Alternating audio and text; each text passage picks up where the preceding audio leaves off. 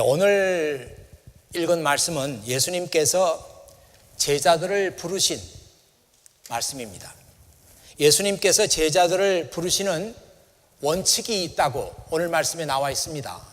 그냥 아무렇게나 제자들을 부르는 게 아니고 예수님께서 제자를 부르시는 그 원칙이 있어요. 그 원칙이 뭔가 하면은 나는 내 제자들을 부를 때 내가 원하는 사람들을 부른다. 내가 원하는 사람들을 뽑는다. 이것이 예수님께서 세우신 원칙이에요. 그래서 오늘 성경 말씀에 그 얘기가 잘 나와 있습니다. He called out the ones he wanted to go with him. 예수님께서는 그와 함께 갈 사람들, 그와 함께 가기를 원하는 사람들을 많은 사람들 가운데서 called out, 불러냈다. 이렇게 썼습니다. 이 go with라고 하는 말이 물론 길을 같이 간다, 함께 간다 그런 뜻도 있지만 함께 일할 사람들, 함께 일할 사람들을 예수님께서 많은 사람들 가운데 불러내셨다고 그렇게 나와 있습니다. 생각해 보면은 함께 일할 사람들을 뽑는다는 것이 얼마나 중요한 일인가 그런 생각을 합니다. 사람 한번 잘못 뽑고 사람 한번 잘못 만나면 얼마나 큰 손실이 오는지 몰라요. 제가 어디서 들은 얘기인데 진짜 그런지는 모르겠습니다만은 그 현대그룹의 회장이었던 정주영 씨가 지금은 돌아가셨죠. 이 정주영 씨가 그 신입사원을 뽑을 때 일일이 다 간섭한다는 것입니다. 그리고 그 사람의 관상을 본다는 거예요. 이 관상을 봐서 관상이 좋게 나오는 사람만 뽑는다. 그런 얘기를 들은 바가 있습니다. 저는 일생 동안 점을 친다든지 아니면 관상을 본다든지 굿을 한다든지 이런 것은 잘 몰라요. 하지 않았기 때문에. 그렇지만 게스를 해보면은 정주영 회장이 새로 사람을 뽑을 때 관상을 본다. 그러면 이런 게 아닐까? 이 사람의 얼굴이 복이 들어오게 된 사람인가 아니면 나가는 사람인가? 이 사람이 우리 회사에 들어오면은 회사가 좋을 것인가 나쁠 것인가? 아마 그런 생각을 가지고 관상을 보지 않나? 그런 생각을 해봤습니다. 이왕이면 이런 사람이면 우리 회사에 뭔가 좀 득이 되겠다. 그런 사람들을 뽑지 않겠습니까?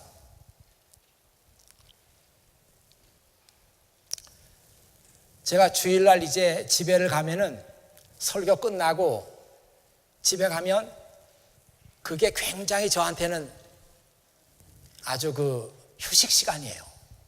그래서 그때 제가 보는 한국 프로그램이 있는데 불후의 명곡이라는 그를 제가 그 시간에 봅니다. 좀 크게 좀 소리 해놓고 불후의 명곡을 봐요. 이 불후의 명곡은 이 과거에 유명한 가수들이 불렀던 히트곡들 이런 것들을 지금 유명한 가수들이 다시 리바이벌 해서 어레인지도 하고 해서 부르는 건데 너무너무 재밌어요. 그리고 너무너무 노래들을 잘합니다. 그걸 그냥 부르는 게 아니고 그 편곡을 다시 해가지고 악기하고 같이 이렇게 하니까 사실 원곡보다도 더 아름답고 좋은 노래들을 불러요. 그러니까 지난번에는 이 조영남 특집이었습니다. 보신 분도 아마 계실 거예요. 이 조영남이 그렇게 히트곡이 없습니다. 많은 것 같아도 좀 이상한 노래들을 많이 불렀어요. 근데 자기가 나와서 자기 노래들을 소개하면서 제가 이래봐도 노래를 많이 불렀습니다. 그런 얘기를 하면서 자기가 가수가 되고 스타가 된다는 생각은 꿈에도 하지 않았다는 거예요. 그런데 이 딜라일라라고 하는 그 노래 한 곡, 번역한 곡인데 그 노래를 불렀던 것이 의외로 히트를 해가지고 가수가 되고 그리고 스타가 됐다는 거예요. 그러면서 갑자기 그 관중석을 향해서 그 조영남의 그 새까맣고 두꺼운 뿔테 안경 있잖아요. 그거를 싹 벗으면서 여러분 보세요. 제가 어디 가수가 될 얼굴입니까? 제가 뭐 스타가 될 얼굴입니까? 하니까 사람들이 와 하고 웃어요. 여러분, 이 얼굴 가지고는 아무것도 못하는데 그래도 이 얼굴 좀 손 본 것입니다. 손 댄 게 이래요. 그러면서 사람들이 웃는 걸 봤어요. 이왕에 사람을 고르려면은 인상도 좋고 관상도 좋고 뭐 그런 사람들을 선정하지 않겠습니까? 저는 그런 생각하면서 서기 1세기, 그러니까 뭐 서기 1년부터 100년까지 1세기 아니에요? 그 1세기에 살았던 사람들, 예수님도 그때 살았고 사도 바울도 그때 살았고, 그때 그 문화, 그때 관습에서 보면 어떤 사람들이 인기가 있었고 어떤 사람들이 그때 인정을 받았고 환영을 받았을까, 그런 생각을 해봤어요. 마침 제 머릿속에 떠오르는 그 말씀이 고린도전서 1장 26절이었습니다. 그 말씀 한번 여러분 보세요. 하나님께서 여러분을 부르셨을 그 당시 여러분의 모습이 어떠했는지를 생각해 보십시오.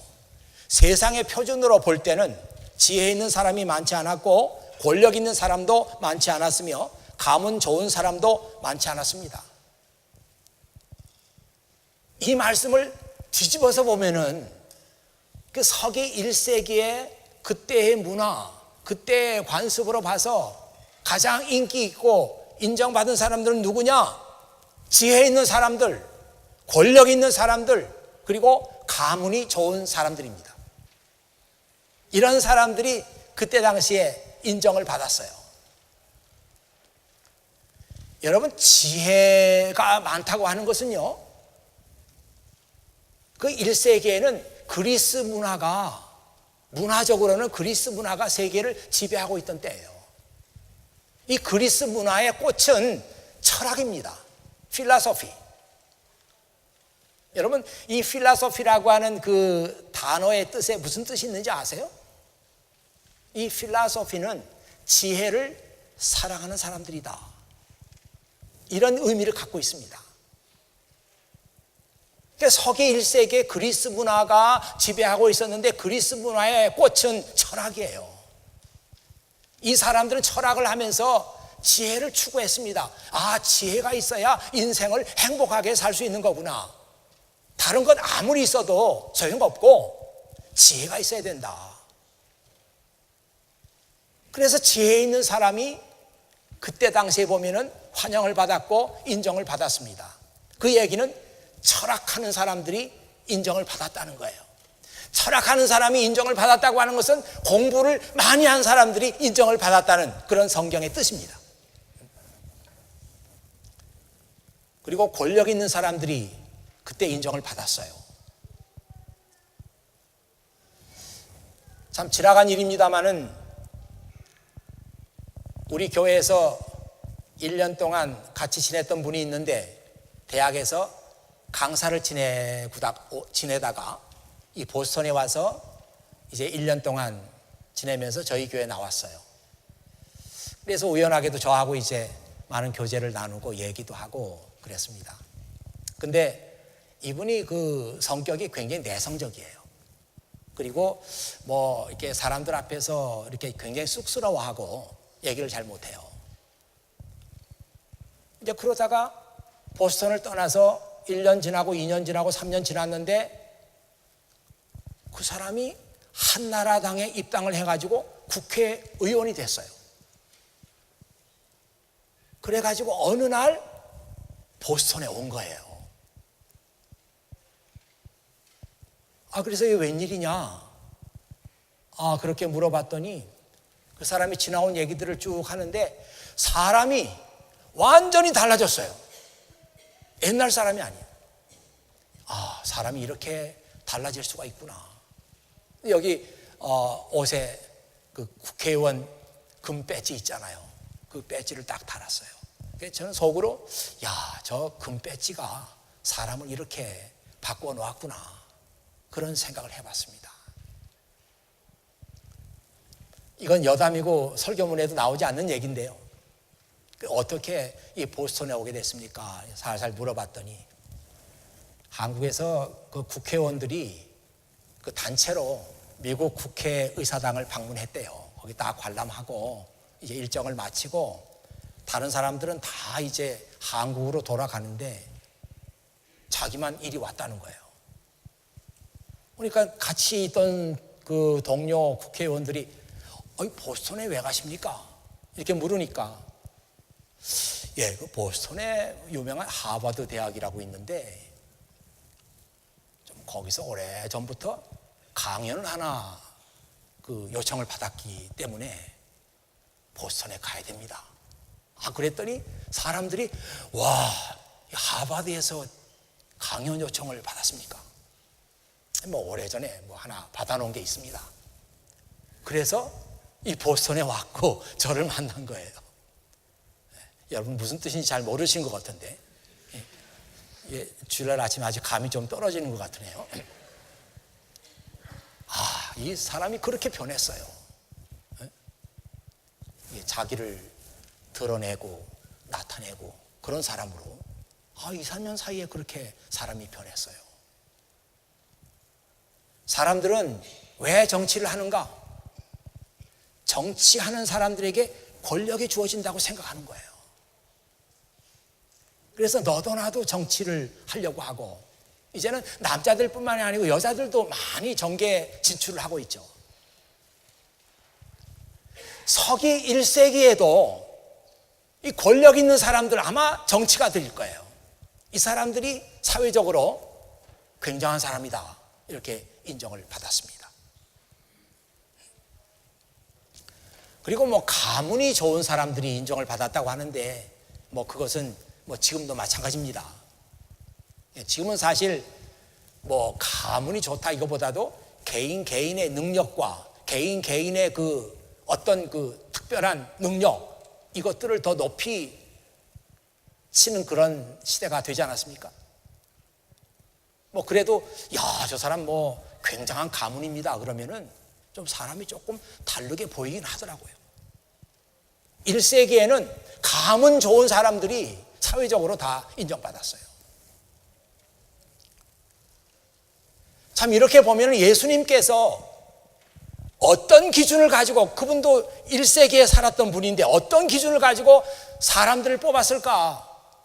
오늘 말씀 보니까 예수님은 그런 사회적인 기준, 사회적인 스탠다드 전혀 무시해버리고 나는 내가 원하는 사람을 뽑는다. 그래서 12명을 뽑은 거예요. 그러면 여러분 궁금하지 않습니까?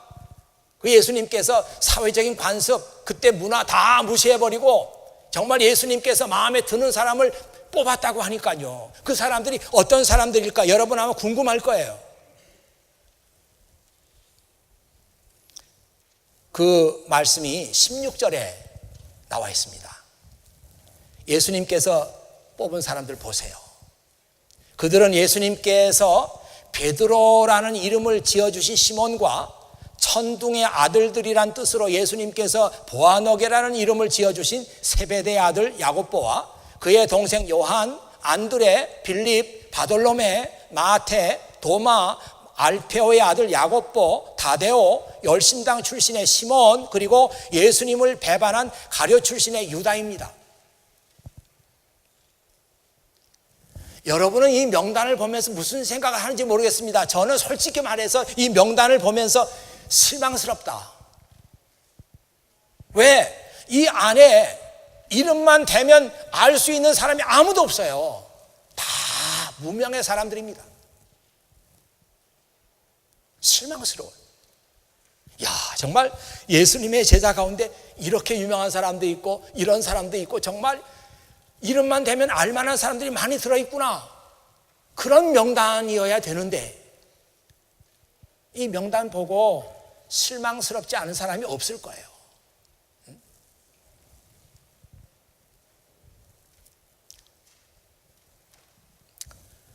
이 12명 가운데 절반이 어부입니다. 어부. 절반이 어부예요. 어부 그러면은 늘 가난하고 사회적으로 뭐 지위를 내세울 게 없는 사람들입니다. 예수님의 제자들 가운데 절반이 어부예요. 어부라는 생각을 하다 보니까 예전에 제가 즐겨 부르던 노래 가사가 생각이 났어요. 여기 지금 저희 형님도 와 계시는데 제가 어릴 때 노래 잘했습니다. 노래 잘하고 뭐 학교에서 학교회 하면은 또 저는 어릴 때지만 또 가서 노래도 독창하고 뭐 그랬어요. 아마 그때 이 노래 불렀을 거예요. 클레멘타인이라고 하는 노래인데요. 넓고 넓은 바닷가에 오막살이 집 한 채, 고기 잡는 아버지와 철 모르는 딸 있다. 내 사랑아 내 사랑아 나의 사랑 클레멘타인, 늙은 아비 혼자 두고 영영 어딜 갔느냐. 이 가사를 보면 제가 부를 가사는 아니죠. 이걸 그때 이런 가사를 부릅니까?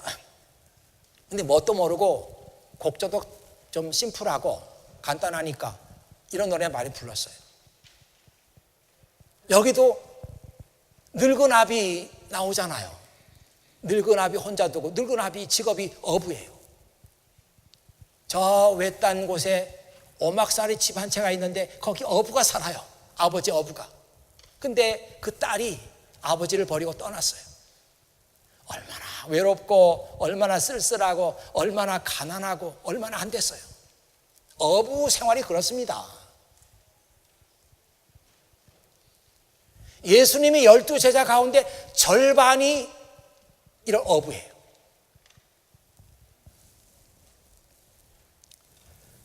그리고 마태라는 사람이 있는데요. 직업이 세리입니다. 세금을 걷어들이는 사람이죠. 그때는 로마가 정치적으로 군사적으로 지배하고 있던 때니까 로마는 점령 지역에서 세금을 다 걷어들였습니다. 그런데 자기가 다 그걸 할 수가 없으니까 그 점령 지역의 사람들을 임명해가지고 세금을 걷어들였어요. 그러니까 세리들은 사실은 로마 정부에서 월급을 받는 그런 사람들입니다. 경제적으로는 이 사람들이 좀 잘 살았을지 모르지만 동족들에게 욕을 먹었어요. 그래서 성경에 보면은 이 세리들은 죄인들과 같은 사람들로 그렇게 분류하고 멸시하고 경멸했습니다. 이런 사람이 예수님의 12제자 가운데 껴 있어요. 또 한 사람은 열심당 시몬이라는 사람인데요. 이 열심당 시몬은 일종의 지금식으로 말하면 내셔널리스트, 그러니까 민족주의자.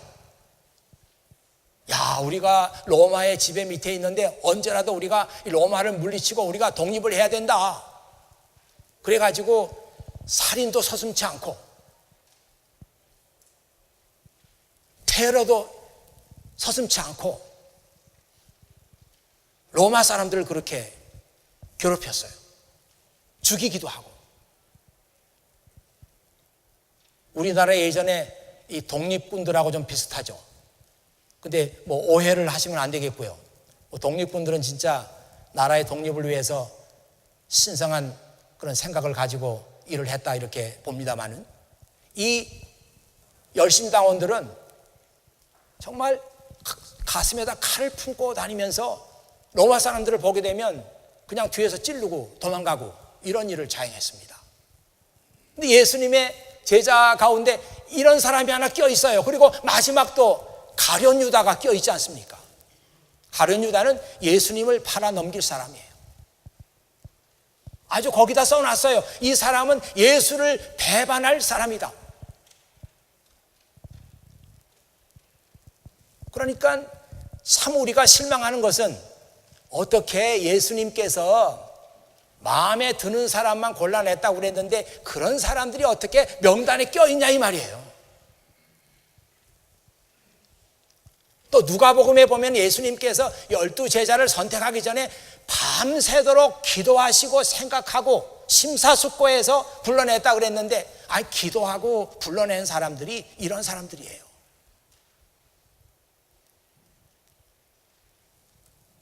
우리의 질문은 그거죠. 이게 도대체 어떻게 된 것인가? 예수님의 마음에 드는 사람들이 이런 사람들인가? 그 안에 테러리스트도 있고, 뭐 그 안에 세리도 있고, 뭐 그 안에 뭐 별 사람 다 있어요. 아, 예수님을 배반할 사람도 예수님의 제자 중에 한 사람으로 껴져 있어요. 지금 어떻게 된 것인가? 저는 여러분들이 성경 읽으면서 제발 좀 성경 읽으면서 궁금한 것을 좀 질문 좀 하세요. 그냥 덮어놓고 읽지 마시고요. 그냥 무조건 읽어가지 마시고 도대체 이건 어떻게 된 것인가 생각 좀 하고 질문하세요. 이게 성경을 잘 읽는 길입니다. 저는 성경 읽을 때 많은 질문을 성경에 던져요. 그리고 성경으로부터 그 해답을 듣습니다. 여러분 가운데 어떤 사람들은 정말 말이 없는 사람들이 있어요. 말 시키지 않으면은 하루 종일 한마디도 하지 않는 사람들이 있어요. 그런데 말을 시키면 잘해, 말. 안 시키면 가만히 있어요. 야, 저는 그걸 생각하면서 성경도 그러지 않나. 성경에게 말을 하라고 말을 시키면 성경이 말을 하고, 가만두면 아무 말도 하지 않아요. 성경은. 성경에게 말을 시키는 방법은 성경에게 질문을 하는 겁니다. 아, 여기 이런 말씀이 나와 있는데 이거 어떻게 된 겁니까? 질문하는 거예요. 그래서 요즘에 성경과의 대화라는 말이 많이 쓰이고 있잖아요. 성경과의 대화가 가능하단 말이에요. 제가 그런 질문을 던지면서 성경으로부터 받은 얘기는 무슨 얘기냐면, 내가 이런 사람들을 예수님의 제자로 임명한 것은 나의 선발 기준이 너희가 생각하는 것하고는 전혀 다르다. 이 점을 분명하게 얘기해 주기 위해서 그렇게 했다. 또 하나는, 야 봐라, 여기에 이런 형편없는 사람도 껴있지 않냐? 12명 가운데 예수님을 팔아 넘길 사람의 이름도 들어있지 않느냐? 봐라. 그러면 너도 예수님의 제자가 충분히 될 수 있지 않겠느냐? 성경이 우리에게 지금 대답해 주고 있는 것은 이거예요.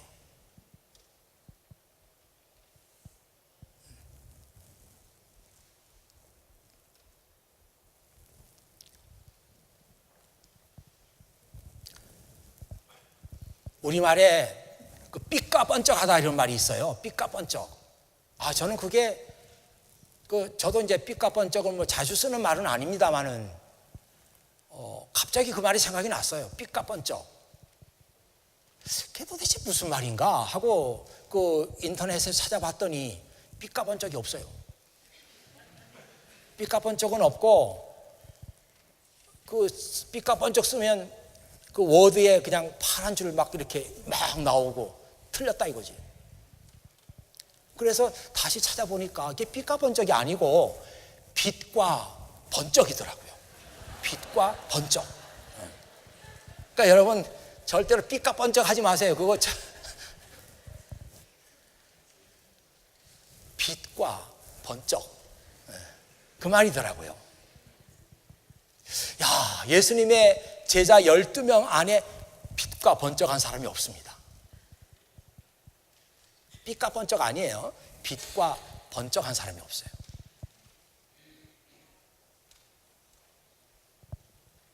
왜 그럴까? 성경에 물으면 성경이 대답을 합니다. 제가 성경에서 들은 대답은 이거예요. 야, 정말 빛과 번쩍한 사람들을 예수님의 제자로 임명해 봐라. 그들이 얼마나 교만하겠느냐. 얼마나 교만하겠느냐. 그렇습니까? 성경은 처음부터 마지막까지 교만한 사람은 철저하게 하나님께서 밀어내세요. 밀어내. 예수님의 명단에서도 교만할 만하다 하는 사람은 다 밀어내.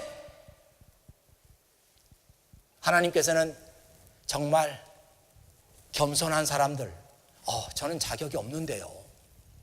무슨 소리야? 내가 자격이 없다고 생각하니까 넌 자격이 있다. 성경은 그렇게 얘기합니다.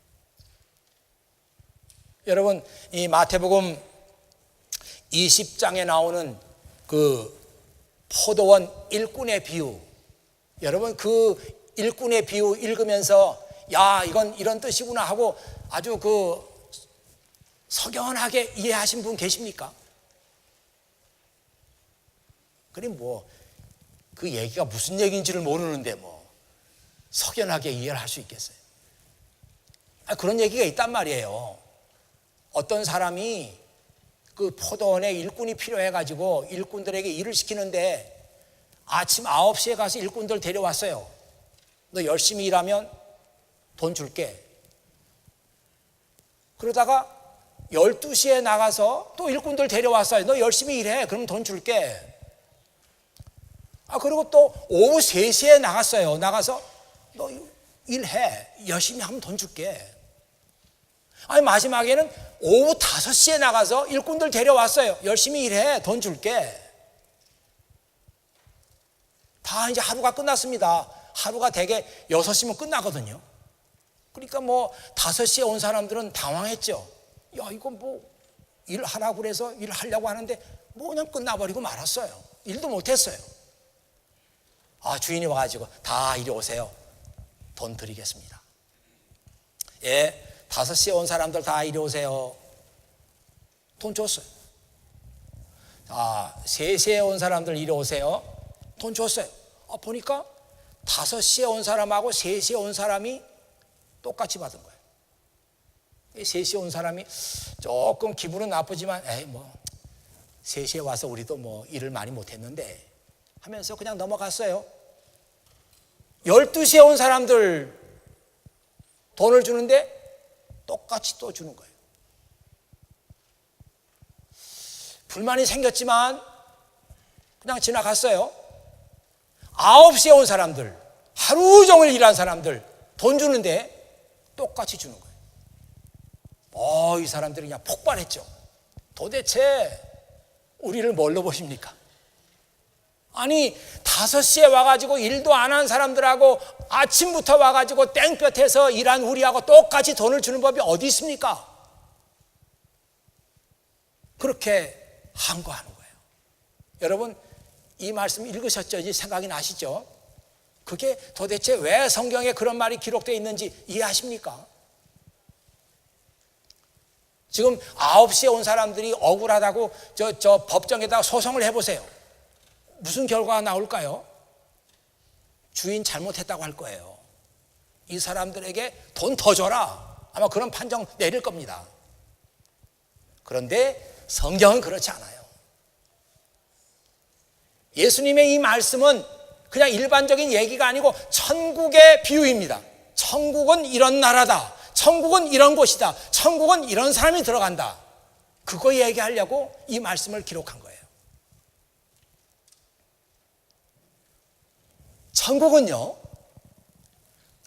나는 열심히 일했고요.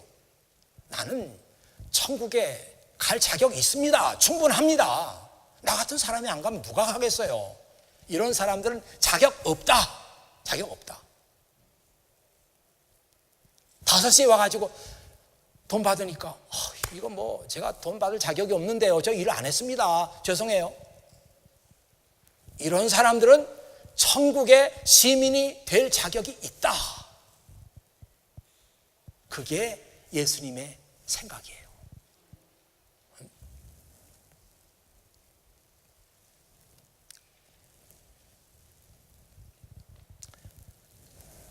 이제 말씀을 좀 뛰어넘어서 제 얘기를 마무리를 짓겠습니다. 그 예수님의 뽑은 그 12명의 제자들의 이름을 보고 있으면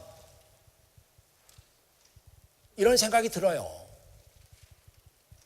야, 그 사람들 다 약하고 연약하고 자격이 없는 사람들이지만 이 사람들을 예수님께서 마음에 든다고 뽑은 데에는 우리가 알 수 없는 하나님의 목적과 계획이 들어있구나. 그런 생각을 하게 됩니다. 그걸 어려운 신학적인 용어로는 섭리라고 하죠. 섭리, 프라비던스라고 합니다. 저 로드 아일랜드에 가면은 프라비던스라고 하는 도시가 있는데 제가 언제부터 왜 그 도시 이름이 프라비던스가 됐을까 한번 알아본다 하면서 결국 못 알아봤어요.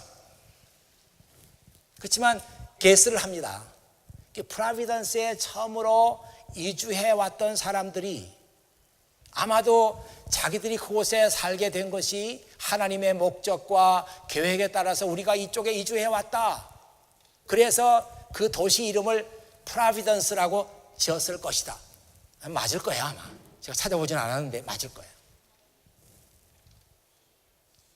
이 연약한 사람들의 삶에 하나님의 프라비던스가, 하나님의 섭리가 작용하고 있어요.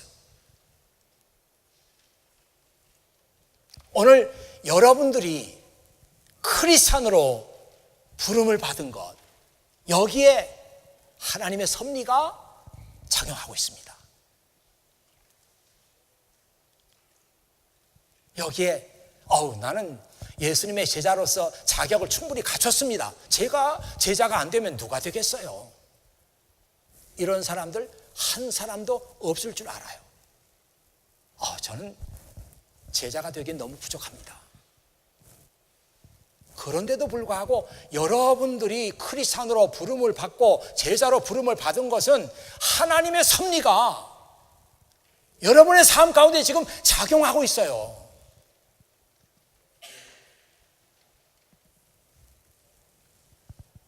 많은 사람들이 이런 생각을 안 합니다. 그래, 맞아. 내가 이렇게 하나님의 자녀가 되고 내가 구원을 받았고 내가 크리스찬으로 지금 이 시대를 살고 있다는 것이 하나님의 섭리가 있음이 분명해. 이런 생각을 좀 해야 되는데 안 해요. 당신 왜 크리스찬으로 사십니까?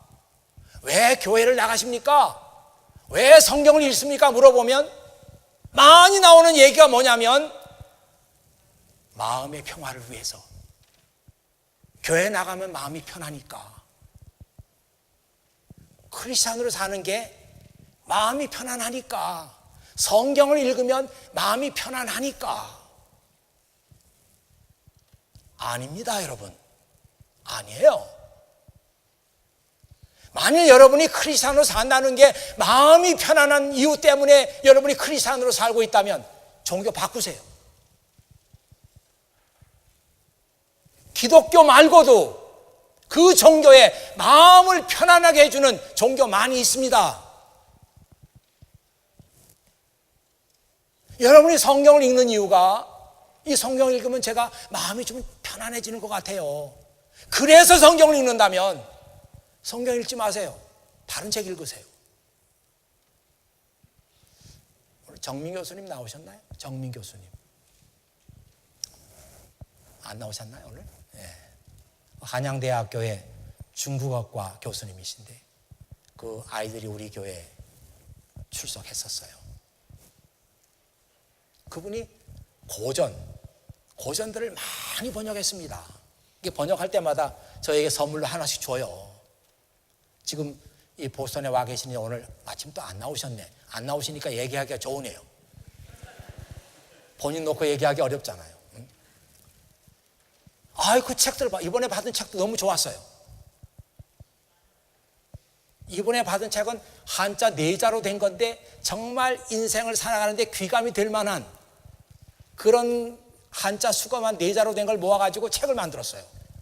그러니까 그걸 읽어보면 설명이 있으니까 얼마나 좋은지 몰라요. 성경 말씀 아니라도 읽으면 마음도 편안해지고 마음이 고요해지고 마음이 진정되는 그런 그 얘기들, 그런 책 많다고요. 성경은 여러분 마음 편안하고 읽는 거 아닙니다. 왜 읽어요 그러면? 성경 읽으면서 그 안에서 내 삶 속에 지금 작용하고 있는 하나님의 섭리, 하나님의 뜻, 하나님의 계획, 하나님의 목적 알고, 하나님의 목적이 뭐예요? 여러분을 변화시키는 겁니다. 하나님께서 여러분을 변화시키는 거예요. 변화시켜 가지고 하나님의 일을 하게 하는 도구로 여러분의 인생을 사용하는 겁니다. 이것이 하나님께서 목적하고 계시는 거예요. 하나님께서 여러분이 변화되기를 인내심을 가지고 하나님께서 기다리시는 거예요. 야, 너 그냥 하나님께서 그렇게 말씀하시는 거지. 이미지네이션. 야, 너 예수 믿은 지 얼마 됐냐? 3년 됐습니다. 그래, 그러면 이제 변화가 될 때가 됐다. 넌 얼마 됐냐? 10년입니다. 되게 더디구나. 되게 더디구나. 이제 변화돼야지. 하나님께서 인내심을 가지고 여러분이 변화되기를 기다리고 계세요. 그래서 여러분을 사용해 가지고 하나님의 뜻을 이루어 나가는 도구로 여러분을 쓰시고자 하는 거예요. 그래서 여러분을 제자로 부르셨고, 그래서 여러분에게 성경을 주고 성경을 읽어라, 그렇게 말씀하는 거죠.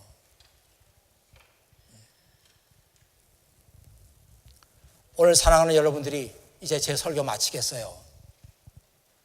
이 말씀을 들으시면서 여러분의 삶 속에 지금 작용하고 있는 하나님의 섭리 깨달을 수 있기를 바랍니다. 아, 내 인생에 대한 하나님의 섭리가 있었구나. 이게 뭐야? 예, 여러분 제발 좀 변화돼서 하나님의 뜻을 이루는 도구로 쓰임을 받으세요. 이게 하나님의 섭리입니다. 이제 마지막 그 말씀 읽고 제가 마치겠는데요. 그 아까 13절에서 읽었던 말씀이에요. He called out the ones he wanted to go with him. 그는 그와 함께 일할 사람들을, 그와 함께 갈 사람들을, 많은 사람들 가운데서 called out, 불러냈다. 여러분입니다. 바로 여러분이에요. 주님은 여러분과 함께 가기를 원하십니다. 주님은 여러분과 함께 하나님의 뜻을 이루고 싶어 하세요.